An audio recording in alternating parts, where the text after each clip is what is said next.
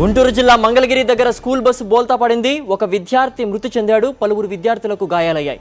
దీనికి సంబంధించి మరింత సమాచారం మా కరెస్పాండెంట్ రవీంద్ర అందిస్తారు. రవీంద్ర, చెప్పండి, ప్రమాదం ఎలా జరిగింది, అలాగే చనిపోయిన విద్యార్థి వివరాలేంటి? ఈశ్వర్, కొద్దిసేపటి క్రితమే ఈ ఘటన చోటు చేసుకుంది. మంగళగిరి మండలం నోతక్కి గ్రామానికి సమీపంలో ఉన్న విజ్ఞాన విహార పాఠశాలకు సంబంధించిన స్కూల్ బస్సు బోల్తా పడడంతో లహరి అనే సెకండ్ క్లాస్ విద్యార్థిని అక్కడక్కడే చనిపోయిన పరిస్థితి. దుగ్గిరాల నుంచి విజ్ఞాన విహారకు సంబంధించిన స్కూల్ బస్సు పిల్లల్ని ఎక్కించుకొని వస్తుంది. ఆ సమయంలో మొత్తం 20 మంది వరకు విద్యార్థులు ఉన్నారు.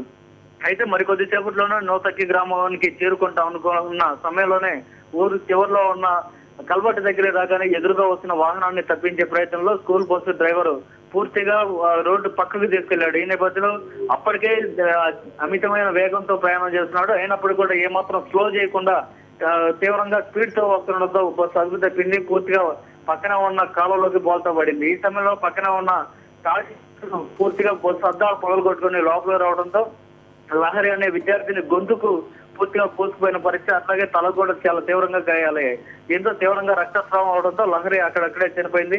మరొక 20 మంది విద్యార్థులు ఉన్నారు. ఆ విద్యార్థులు కూడా గాయాలయ్యాయి. వారిలో ఒక 5 పరిస్థితి కాస్తంత తీవ్రంగానే ఉంది. వారికి కూడా రక్త గాయాలు కావడంతో ఆందోళనకర పరిస్థితి ఉంది. ప్రస్తుతం వారందరం కూడా మంగళగిరిలోని ఒక ప్రైవేట్ ఆసుపత్రికి తరలించారు. అయితే సంఘటనకు సంబంధించిన డ్రైవర్ ఎవరైతే ఉన్నారో డ్రైవర్ నిర్లక్ష్యం కారణంగానే ఈ సంఘటన జరిగిందనేది ప్రత్యక్ష సాక్షులు చెప్తున్నారు. ఎందుకంటే డ్రైవర్ సంబంధించి కనీసం లైసెన్స్ కూడా లేదనేది ఇప్పటికిప్పుడు తేలిన పోలీసుల విచారణలో ప్రాథమికంగా తేలిన అంశం.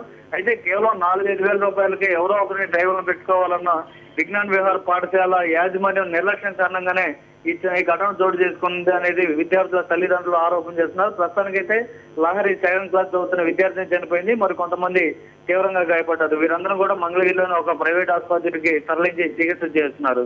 ఈశ్వర్, అలాగే ఏదైతే కళాశాల ఉందో ఒక డ్రైవింగ్ లైసెన్స్ లేనటువంటి ఒక డ్రైవర్ చేత నియమించడం జరిగింది. దీనికి సంబంధించి ఆ స్కూల్ పైన ఎటువంటి చర్యలు తీసుకునే అవకాశం ఉంది రవీందర్? ఖచ్చితంగా ఒక నియమాలు నిబంధనలు ఉన్నాయి.